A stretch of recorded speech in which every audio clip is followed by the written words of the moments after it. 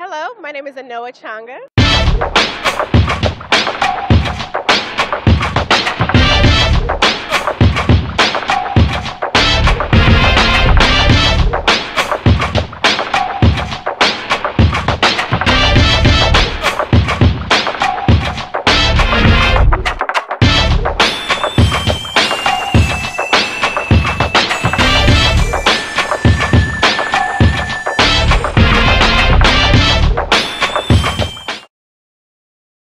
Good evening, everyone. Welcome to the Wednesday. I'm always on Wednesdays, right? It's March 15th. We're so close to the Ides of March, aren't we? Like March 15th edition of The Way with Anoa. I'm really excited to be here. It's almost spring, even though it's freezing here in Georgia. And I know you Northerners are probably like, stop, you Southern crybaby. But like 30 degrees in the South is really cold. Like, thank God Max outgrew his goose down because I do have a coat. Yes, I take hand-me-downs for my son. Struggle is real out here as a public interest lawyer, but so much going on tonight. So much going on usually. So much has happened. So much happening tonight. I'm really excited to be joined in a few minutes by Miss Portia Boulger of Save Main Street. So many different organizations and opportunities. Portia and I, if you guys have seen us on before, we had an interview. Well, actually, last year we did a women's takeover night. Myself and Stacy Hopkins and Kelly Bacos, who used to be one of Ben's producers, and then Portia, and then Molly, Grover, who joined us from Women for Bernie. We had did this women's takeover night and had a really robust women's conversation. Ben, this is before I even started doing my own show, so Ben let us take over the Benjamin Dixon Show for International Women's Day last year. And that was really exciting. And then Portia and I also had a conversation post-Democratic Convention in the summertime. Some of you may know Portia because, well, Portia was, the viral grandma who went like, she went hard like during the convention.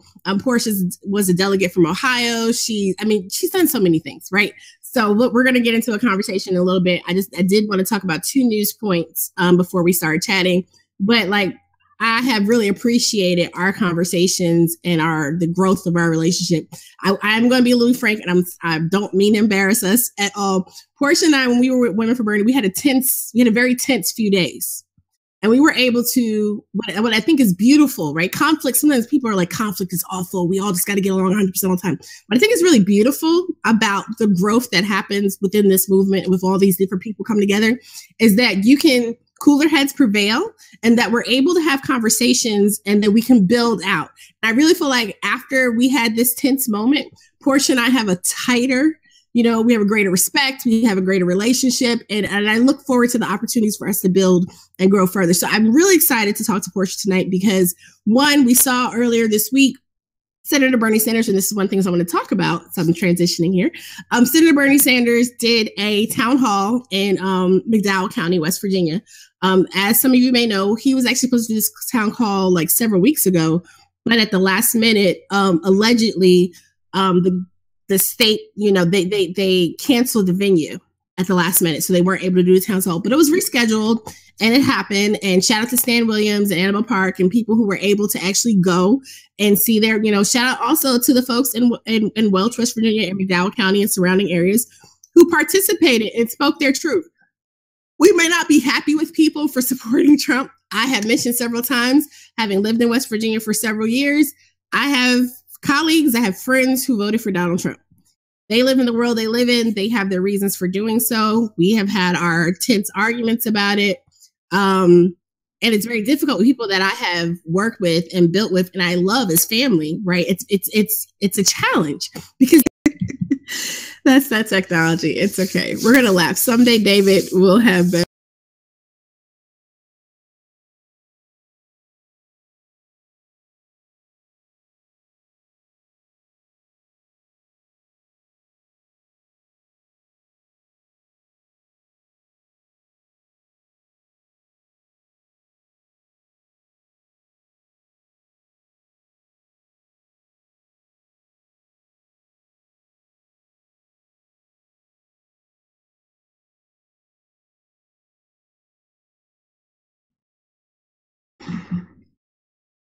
Okay, sorry about that. See, another reason to donate to the way, because we are trying to build it out, and David and I are trying to make sure that we have our technology as up to date and awesome. Hey, good tip though. All you patrons, you help me upgrade my internet so I can actually be in a completely different room than usual. So there are things happening. I also got a new snazzy piece of equipment. I'll take a picture and show everybody that I have to learn how to actually use properly. But as I was saying, I was segueing into, the Bernie Town Hall. And I know folks have already talked about it, but I personally wanted to talk about it because I lived in West Virginia. I know folks who have family from McDowell County. Personally, never been to McDowell County, but I've been down to Bluefield. I've been to the Southern Cove. I've been to areas in the Southern Coalfields. I've been in Southern Ohio. Portia, we'll talk more about Appalachia and Southern Ohio when we talk some more. But it's just like what I did not like and what I saw in some of the coverage, even from so-called other fellow progressives, is this whole notion that Bernie is like this saint that's coming to save these poor people who, are otherwise at their wits' end. Like, this is what we need to understand. Just like, we look at different, underrepresented populations or different communities that have been systematically disinvested, systematically, pilfered, right? Like this is no different. Like when I look at what happens in Appalachia, particularly West Virginia, with the coal mines, West Virginia is the only state that's entirely considered in the Appalachian region, right? When I look at what happens in terms of the coal mines in particular, right, and mining communities, and it just reminds me of the same way that colonial powers pilfered places like Africa when they're ripping the land of, precious jewels and minerals, and nothing is going back into the actual people and community that are doing that work. You see something very similar when you're talking about a place like West Virginia. You listen to people talk about the coal, and yeah, they love coal, but they don't love coal because they love coal. It's hard, honest work, right? It's hard, honest work, but you make a very good living. I had several friends who I knew during undergrad that were from West Virginia and law school whose parents were coal miners, and they had a pretty decent, middle class, working class, strong upbringing because of the work their fathers did. Was it hard work? Yes. Did it take a toll on their bodies? Yes. But they were proud, very proud. And I'm not talking about, people get real dismissive and stuff. Like I had several Black friends who had fathers, in the coal mines and stuff too. So like, it is so much more than those stupid people didn't know what they were doing when they voted for Trump, or they just voted because they're racist. I mean, there's so many different layers. Some of that exists and all of that too. But at the same time, like I've seen people say, well, this dumb person thought that Donald Trump was really going to do something. When you have decades, of your communities, when you have decades of your people, your families, and there's no opportunity, no one is saying or doing anything different, and all you see is things drying up around you. When the youth, right? Because that's the other problem in West Virginia. A lot of young people go up and out. We talked about this again when I went there for law school. We talked about this with one of my friends about how like you can't keep people, they can't attract people back to the state. Some people do go back because they feel like it's my home and I should be committed to helping making this better. And those are the type of people, we see who are like Paula, who there's a video that people for Bernie and others have shared of Bernie's talking to this desperate woman, and she's just so thankful that he's talking to her. So Paula is someone that I know, that I met during the West Virginia water crisis, and she was extremely blessed and thankful to meet Bernie Sanders. I mean, who to get that one-on-one with Bernie to talk about an issue that's near and dear to your heart? Yes, that's what so many of us as organizers and stuff would love to have, that with someone you feel like who cares about your issues. You would love to be able to be, in that conversation, no doubt. But what bothered me is the continuous depiction of her as this desperate woman. I mean, yes, arguably you could say that she's desperate in the sense that, she's been trying all these different resources and outlets, and, this is her last attempt. But what I learned from living in West Virginia, and what I learned from being around people and watching, even though it's such an anti-environmental, like in terms of the response of like a lot of people in the business community and even the government, like this is a state government where we had the water crisis 3 years ago. It's been a little over 3 years since 300,000 people had their water source poisoned. And my family in particular was on bottled water, everything for 5.5 months before we moved to Atlanta. You had a You had our state public health official, right? A part of the team that was supposed to be helping us deal with this, telling people that when they were reporting rashes and other issues from the water, that it was just because we were allergic because we hadn't been showering in like 2 weeks. So you weren't used to water touching your body. This is the type of information we were getting, right? There was so much so wrong. And this is a predominantly democratically elected state government at the time, too. So when people say, well, the Republicans or it's a Republican state. Yes. In the past several election cycles, West Virginia has voted Republican in the presidential election cycle. But that up until 2014, understand, West Virginia was democratically controlled in both houses and the governorship. In fact, the current governor is a coal baron. Okay, he was a Republican coal baron up until about a year and a half ago, before Joe Manchin and other Democratic elites switched his parties and put him in power. So let's not get it twisted about all this, like acting like one party's better than the other. Now, I'm not saying that it doesn't make sense to try to reform or do anything. I take no opinions personally on all that stuff, and I love to encourage and see people doing good work and getting out there. But we can't just sit there and just write states off and just say it's this or it's this. Because when you really get down and look at what's happening in the dynamics on the state level within the different parties, the reason why some people may continue to be Republican is probably because those are the people that show up and talk to them. Those are the people that show up and talk to them, or, you know, I mean, there are different reasons, or maybe they're Republican because their family was always Republican and they're not making the connections. But that's not an excuse. It's just a reality. And if we're saying that we're organizers, that we're really about bringing change about in America and this, that, and the other, we have to be willing to go to people like Bernie did and listen. Because that's what I really think the best takeaway is. It's not like, oh, Bernie got those Trump people to admit they were wrong. No. Hubris is bad for us too. Okay, doesn't matter whether we're technically right. It's not a good look, and it's bad for us too.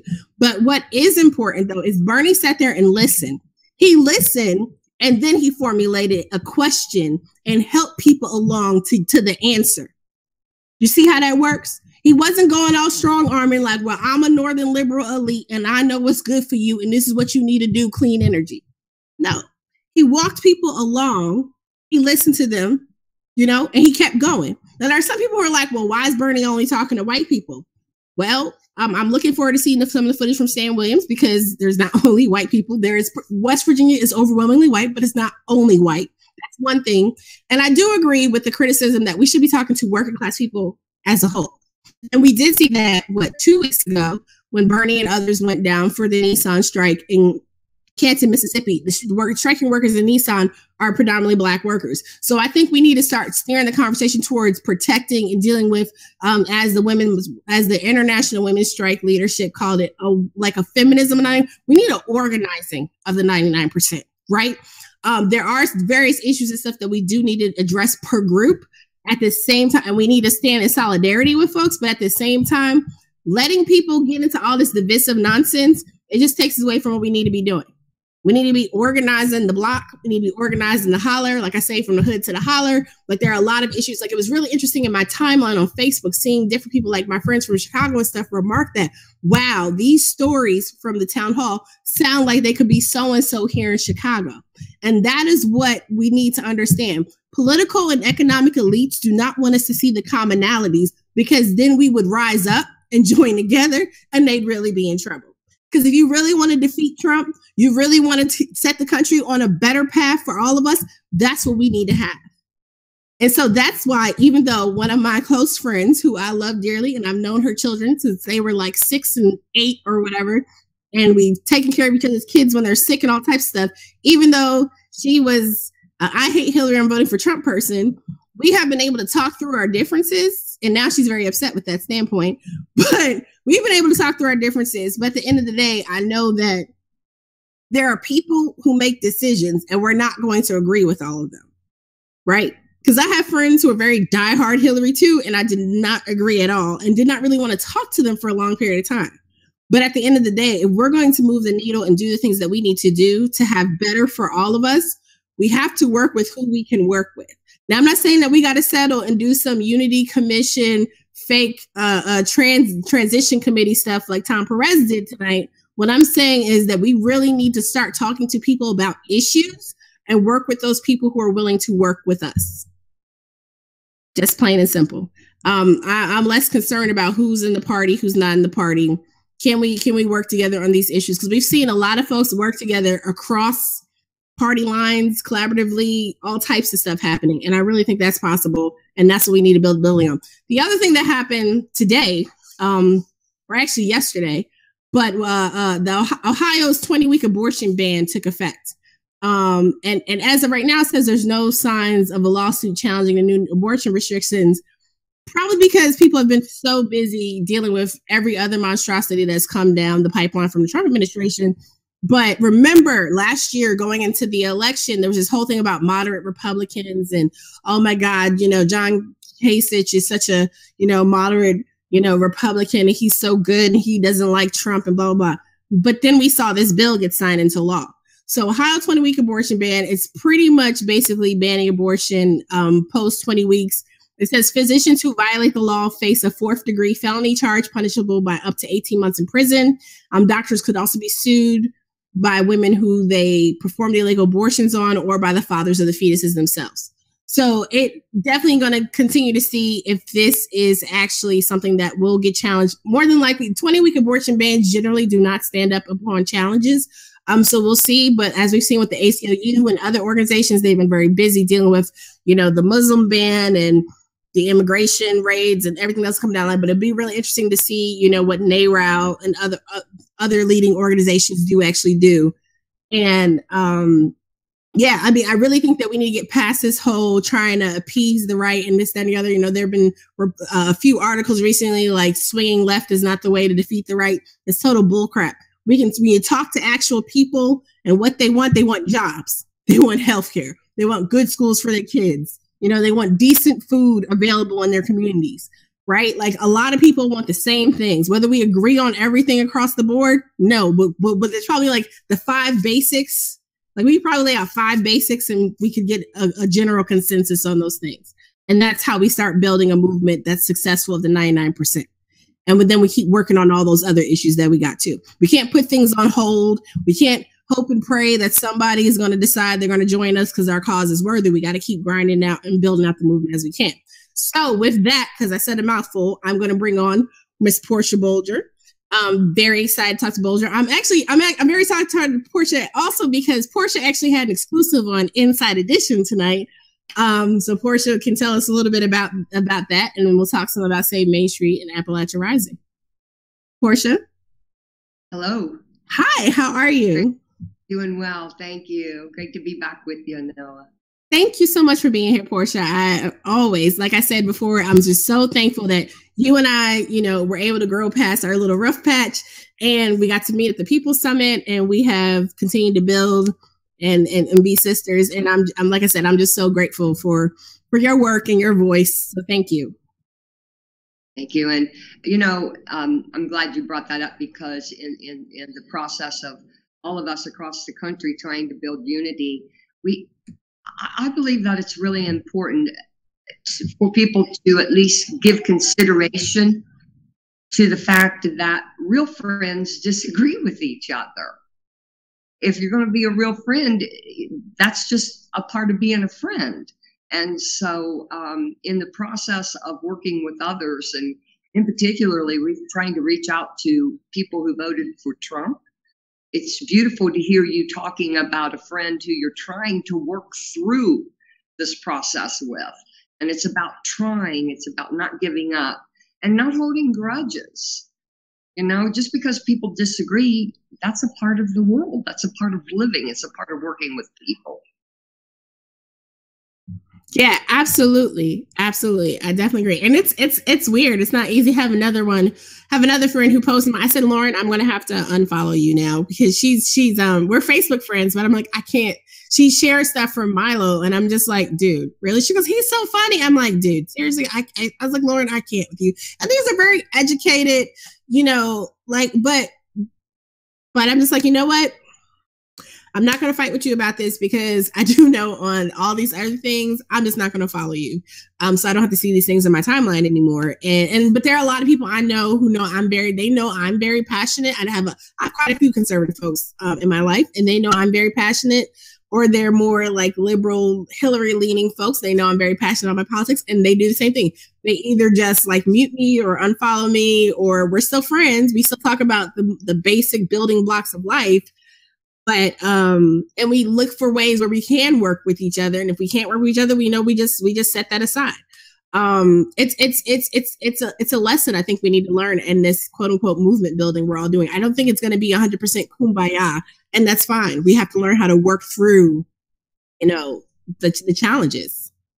Yeah, I know. Since the primary, and I think I'm a member of the Ross County Democratic Executive Committee. Mm-hmm. It's been really hard. It's been very hard. These are people that I've known all my life, and I love them. I care about them. They're salt of the earth people. There's a few of them that are assholes, I'll just be honest. But the majority of them are really, really good folk. And I haven't been able to gather with some of these folks because I'm still, even now, very raw. I mean, my emotions are extremely raw over what took place during the primary. I can't just say, oh, gee, everything's okay now, because it's not. However, there's a group of really cool progressives in my community, and we email each other back and forth. It's kind of like a chain conversation. And it's really cool. Sometimes it's easier to talk to people when you're not sitting with them. But little by little, those feelings, my feelings of anger, disappointment, dismay more than anything, confusion. How can we possibly, as a Democratic Party, support someone who takes money from the private prison industry, who doesn't support $15 an hour minimum wage? You can barely survive on $30,000 a year. So those things are still in the forefront of my mind. But what's more in the forefront of my mind is organizing the Appalachian voice, building voting blocks. And you look across this country, Anoa, and we got a whole lot of hollers. We've got them here in Southern Ohio. We've got them in West Virginia, Kentucky. But anywhere where there's mountains, there's hollers. And there's people just like me, and just like, I'm not sure where you grew up. Did you grow up in New York, or did you grow up in West Virginia? I grew up in New York and Chicago, and I did 1 year in West Virginia in high school, and then I later went back again. So I've lived in West Virginia a total of 8 years. Well, earlier you mentioned about some of your friends in Chicago saying that could be just like us. Well, yeah, no, yeah. Like, so that was one of the things that I came to. You go ahead.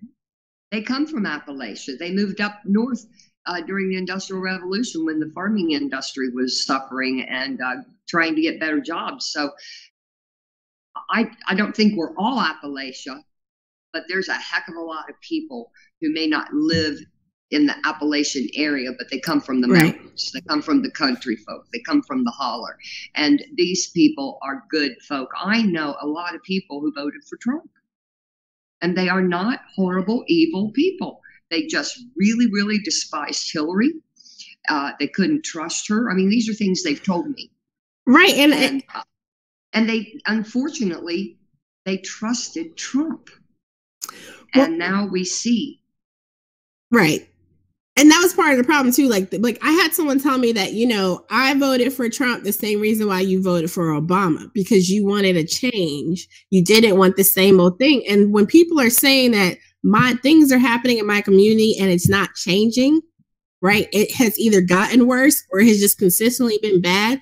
Your candidate telling me they're going to keep things exactly the same is only further depressing me. And that was a very interesting viewpoint to hear from that. But here's the other problem with only treating certain states and certain groups of voters as important, as well as just the lack of attention in talking to people and talking to people about the issues that matter. Right. We saw a lot about Trump's character, and granted, his character is awful, but for a lot of people, they don't care. Right. There's a lot of people with bad character. And what they care about is whether or not they have a job or whether or not they can eat. Like one of my friends was pointing out, the largest employer in West Virginia in a lot of areas is Walmart. So they're losing, these skilled, high paying jobs, whether it's in the mines or something affiliated to that industry, for Walmart. Yes. And that's a problem. And that's not even full-time hours, right? We're talking about part-time, no benefits at Walmart. Yeah, and another thing too is that, and I really love how you don't let the Democrats off, that it's not just the Republicans. We've got Democrats who are racist. We've got Democrats who are sexist. And when you talk about jobs, the Democrats had, in the first 2 years of Obama's first administration, they just really let the ball down. They could have pushed, I know that they have, like Harry Reid, for instance, the Equal Rights Amendment is most likely, it's 99.9% sure that the Equal Rights Amendment will be ratified in Nevada next week. It's already passed one house. I can't remember if it was the Senate or the House. And if Harry Reid had wanted to, he has enough influence in that state that could have happened a long time ago. I know they can't come in and tell the states what to do, but let's face it, he has a lot of power in Nevada. How about Nancy Reid? How about, I'm getting so aggravated I can't think of her name. She's been in the Senate for years. Feinstein in California. What are they doing for women? What are they doing for women like us? What are they doing for women that are working those Walmart jobs? They're not doing a damn thing for them, and they need to go. And people say, oh my God, but we've got to have them. No, we. So I was also wondering, Portia, I think we might have lost you for a second there, but like, I mean, you make a really good point. And actually, Portia, one of our earlier conversations last year, you were the first one. I actually should have grabbed this picture. I completely forgot to grab that for David, but there's an iconic photo of what I call it iconic, whether it actually is, it should be.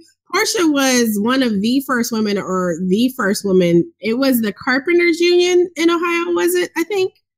Yeah, I wasn't first, but I was one of you were one of the first, right? In the beginning, yes. Right, but the thing you taught me, you explained to us about I think it was like me, you, maybe Molly, I can't remember. It was a group of us talking, and you were just talking about how union labor is so crucial to having good jobs for women, right? And I mean that makes sense when you think about union jobs, but I just never thought about the importance of union labor in terms of, you know, women's employment and opportunity and stuff for our families. And I was like, oh, that's a really neat point that I never thought of before. Yeah, it's the only place where women get paid equal.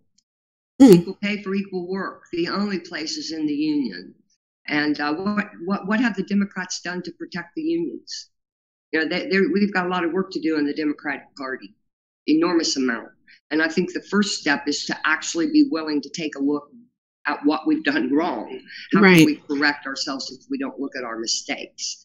And it just, you know, with Tom Perez being elected as the DNC chair, I just couldn't believe it. But the good news for Ohio is that it was a 6-5 vote in Ohio for Ellison. And that really makes me happy. It really, it gives me hope. And I think, I don't know if you mentioned earlier, I've organized a grassroots group here in Ross County called Appalachians Rising. And we're moving. We're doing something. We've got people coming from 5 and 6 counties, and they have committed to meet every 2 weeks. And that is phenomenal. We've got people driving up from Point Pleasant to Chillicothe, from Gallia County, from Meigs County. That's where I believe Point Pleasant's in Meigs County. Mm-hmm. And they are sitting down at a table, and we are not only talking about, but developing plans. We're going to form a lobby committee. Mm-hmm. And my goal, all of our goal, I shouldn't say it's we, right? We're going to hopefully get a minimum of 50 people who will go to the State House and lobby, like this abortion bill that just went through. Right. They're trying to bring right to work in Ohio. The one thing that Kasich is doing correct is he's fighting for Medicaid and Medicaid expansion. Mm-hmm. But I loved it that you mentioned about, everyone thought Kasich was the conservative in the primary with the Republicans. Well, he's not a conservative. He's a Coke boy. He bends and kisses their ring. And his agenda, other than this Medicaid expansion, is Coke. Our state is controlled by the Koch brothers. as are, I don't know how many other states across the country. So several others. Yeah. We've got to organize on Main Street. You know, I'm a proud member of Save Main Street and now Appalachians Rising. We have a Twitter feed now and a Facebook page. And in less than 3 weeks, we're over 800 followers on Twitter. And that's phenomenal. So if y'all don't know, while she's dropping her stats, Portia's also a Twitter social media guru. Interact with the people on there. Interact with them. So tell me, so let's back up a little bit. Tell me a little bit about Save Main Street and Appalachia, like, because we haven't talked since you and Annabelle started Save Main Street. So tell me a little bit about Save Main Street. What's the idea behind that, and some of the things. Well, there's a lot of different things, but some of the main is to, of course, educate. I'm so sorry, I have a cold. No, you're okay. I know your allergies were acting up yesterday too. I apologize. I've had a terrible cold for 3 weeks.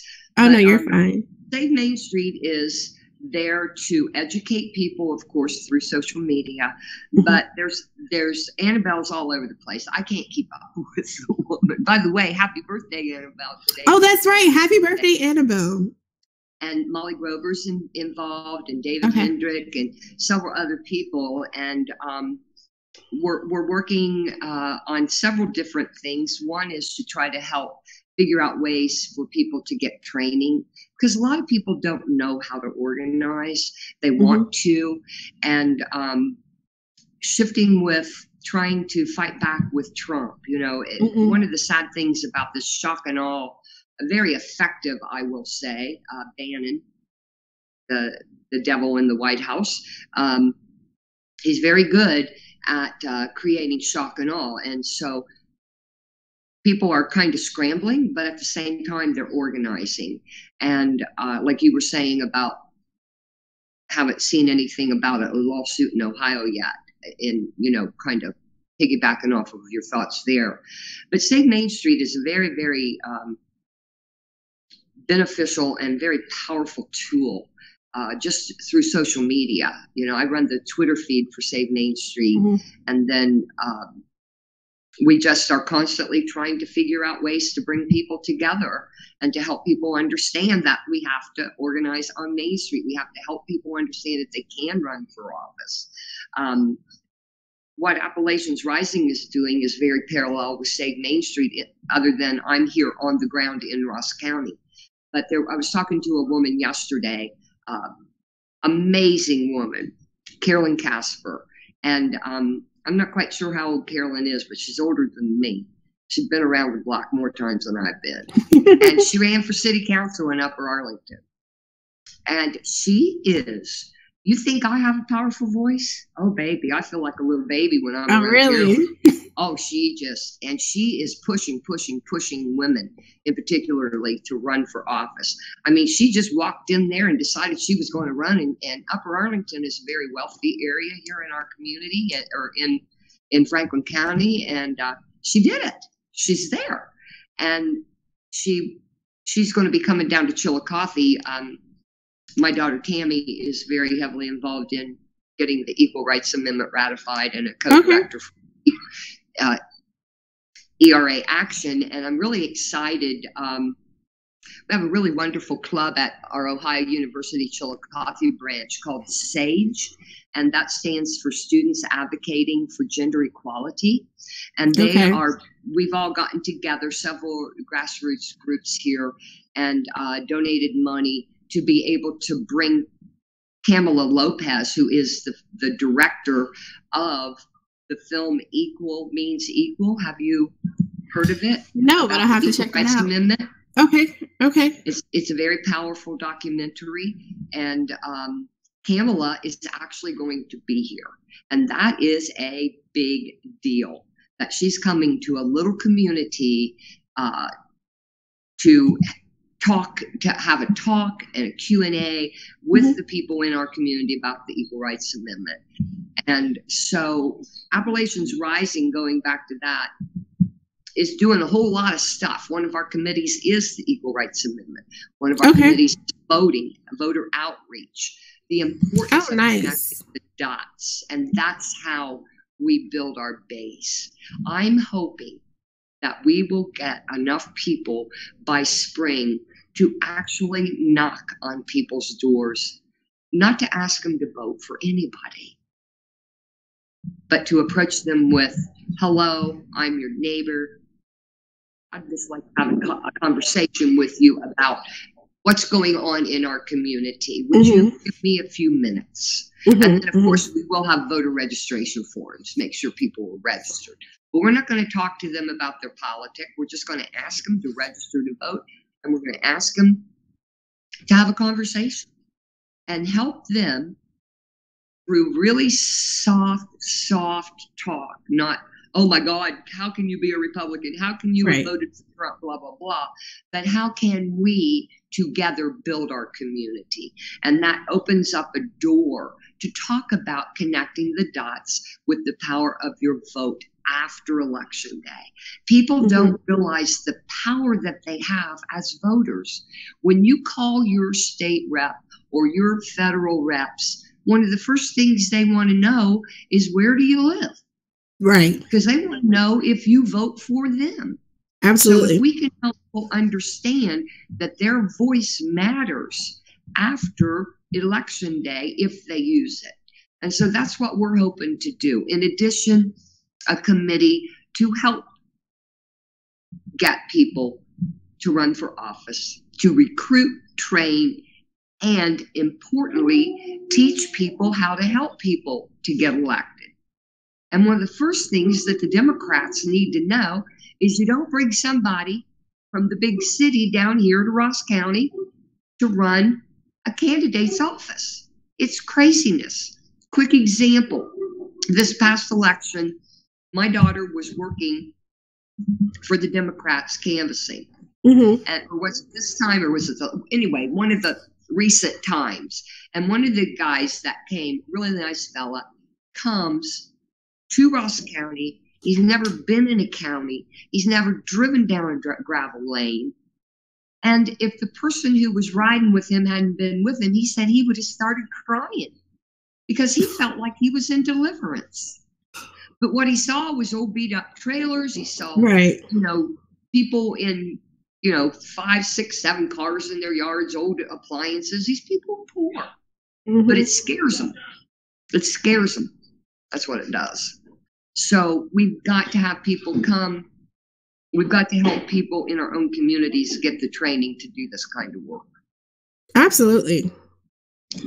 I mean, that's what's going to turn this all around is we've got to get back to the basics. Everyone's like, oh, defeat Trump. What's really interesting is just in the past several days, the different articles and stuff from last year and posts from last year when when you had the Chicago Trump resistance, you had the anti-racism protests, anti-Trump protests that happened in Chicago.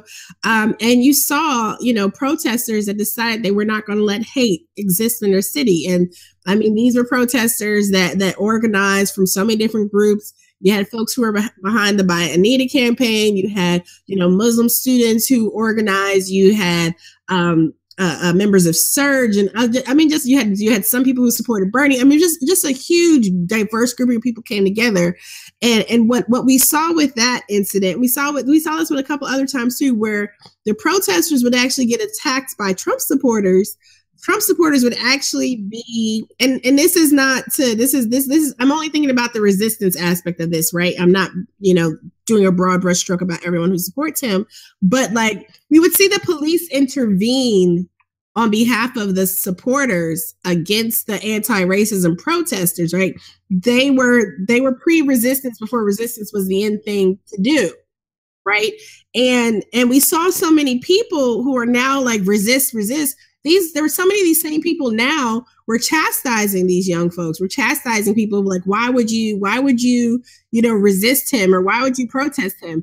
And that became such an in vogue thing to do post-election cycle, right? And so many, and obviously part of that whole incident was, we'll have a few minutes to talk a little bit just about James Woods, giving bullies a taste of their own medicine. But what was just interesting, what you just said, though, we would not have been at a point we were at last summer or last spring had we not given up on talking to people in the communities and helping our neighbors be able to talk to each other, right? Because I think what you said was just so valuable. You can't just bring some, fresh out of whatever upper tier school kid you have and drop them in our community and think that that's going to make this seal the deal for your candidate. We need to not just turn out people to vote for candidates. We need to build the human capacity or support the capacity that already exists and encourage and nourish people, right? To actually be involved and engaged, because it's that disengagement and that decreased involvement that has led to the situation that we have now, where we have a president who would rather tweet angrily at rappers at 6 o'clock in the morning than actually making real decisions that benefit and uplift Americans versus bringing them further down. So I really like that point that you said, that you just had, about working with people. So I know we talked a little bit about this before, but so tell me a little bit more just about the dynamics of the Appalachian Rising group, the people that you've brought together, and next steps for you guys. Well, it started with, I organized Appalachians Rising in November, I believe it was, or October. Okay. And then we had a unity peace gathering, and we had maybe 40. The Oklahoma Senate has suspended nearly all of Ralph Shorty's privileges as a lawmaker following revelation. Attend an event, it's considered a really big success. And there were a whole lot of things going on in Ohio. We would have had a lot better attendance, but a lot of people were, in the Democratic Party in particular, were obligated. And then we had this. We hosted a Sisters March, and as a result of the Sisters March, sprang forth all of these people who are willing to come and sit down at the table and actually do the hard work. Like I said earlier, if you get 50 people to show up in Ross County and Chillicothe, that's really good. So I was hoping for 50 to 75. That's what I was hoping for. Well, we had over 1,000 people show up here in this little place. And there was 27 counties in Ohio represented. There was 5 or 6 different states. I know that people drove here from West Virginia and Pennsylvania. Now, some of those others may have just been passing through. They may have been visiting relatives. I don't know. But to have over 1,000 people in the street in Chillicothe is phenomenal. So that just brought energy springing forth from everybody. And people who are coming to these meetings now, we scheduled a meeting 2 weeks after the march to keep that fire going. And by God, they came. And some of the people that are at the table have never been to an organizing meeting in their life. There's several in the room that have said that if their bosses knew they were there, they would be fired. We have young, we have old, we have black, brown, white, we have lesbians, we have straights, we have people who are very, very religious, and people who are atheists. And how cool is that, huh? In Ross County, that we're bringing that kind of diversity to the table. And we've got people from all walks of life. We have 2 or 3 attorneys that are coming. We have a physician. And we've got people who are unemployed, who are very poor. So we're really bringing the demographic to the table, and people are feeling their power. They're just starting to feel it. And so I believe strongly that we're going to be able to do a whole lot in our community, because we have some good Democrats in office, and we have Democrats that are not so good. We have some Republicans in office that are pretty decent people, and we have others that are Tea Party minded, and we've just got to get rid of them. And how do we do that? We help people understand the power of their vote, and we get them involved. We get them to attend their city council meetings. And our Ross County commissioners. Right now, a budget that's coming down from Kasich is horrific. It's going to just devastate our county schools in particularly. It's going to devastate city governments and little towns across the state. And so people really, really need to be able to connect to this. And I believe that, as horrible as it is, it will be a great opportunity to help people connect what's going on to their own kitchen table and to their children. When you mess with people's kids, you tend to get an opportunity to get their ear and to help, and they want to do something to save their children's education. Mm-hmm. So I hope I've answered the question about. Oh yeah, that sounds great. And if you have folks who are in Ohio, if you guys want to know more about Save Main Street, or I think David may have dropped the Twitter handle. I'll definitely tweet out links and stuff, and we'll share. Please put Appalachians Rising up. Yeah, and I'll do Appalachians Rising as well. So just real quickly, because we're running out of time, because Ben is coming right behind me. Just real quickly, so you filed suit this week against James Woods. For everyone who may not remember, there's a big kerfuffle last year. They're like, again, as part of that whole Chicago anti-racism, anti-Trump march protest, there was a picture that went viral of this older white woman with white hair doing, the SIG hot, the Nazi salute, right? And Eric, I think it was Eric Trump, right? Donald Trump Jr. It was Donald Trump Jr. I knew it was one of the two of them. I guess wrong, but Donald Trump Jr. tweets out and insists that it's Portia, right? And they have pictures of Portia up, and all these Twitter trolls, everyone runs with it, and James Woods gets involved in this all somehow as well, right, Portia? Yeah. Well, what happened, as I understand it, is a guy by the name of. He goes on Twitter by Vox, VOX Day. Mm-hmm. Okay. As far as we can figure out, he was the guy who put up the first tweet. And it was a tweet of Bridget, the woman who did the Heil Hitler sign at the University of Chicago last year. And in March. And it happened to be the same weekend as GOTV in Chillicothe, Ross County. In Ohio, I should say. And I was helping organize that. And I was there that night. I was at the IBEW Hall working for GOTV for Bernie. But I got accused of, through this tweet, of being the Bridget. They went on People for Bernie's website and took a screenshot of me. Mm-hmm. And that screenshot is when my hair was long. And it was from 2 years prior to that the picture actually came from. Right, because your hair was actually short, last year at that time too, was shorter, right? Yeah, actually, than it is right now, and I need a haircut. Mm-hmm. But and I know it came from People for Bernie because of the background. Right, they had like little tiny red and white stripes in their background, and so they popped it up there beside Bridget, and then he puts out something like Bernie Infiltrator is really Portia Boulger, and mentioned Women for Bernie. And so then Donald Trump Jr. retweeted it, and he made it. He did 2 tweets and made comments referring back to me. And then James Woods also did it. And Donald Trump Jr., well, I got an attorney, and he wrote demand letters to both of them. And the demand was for them to take the tweets down and to apologize to me publicly. Mm-hmm. And so Donald Trump Jr. did it quickly, but James Woods would not. And in addition, he came back with 3 more tweets. And almost, let's just real quickly, almost like immediately within that whole flurry of stuff going on, there were actually legitimate news articles that had already identified who the woman was. That people were also trying to get them to look at, and they were ignoring that and just going with this whole Bernie infiltrator narrative. Yeah, Vox Day actually came out and corrected himself. Mm-hmm, mm-hmm. And so, the university or the Chicago Tribune brought it out who Bridget was. And so they knew, and Trump Jr. did apologize on Twitter. It wasn't the greatest sincere apology, but I've been told it's the first time anybody in the Trump family's ever apologized for anything, at least publicly.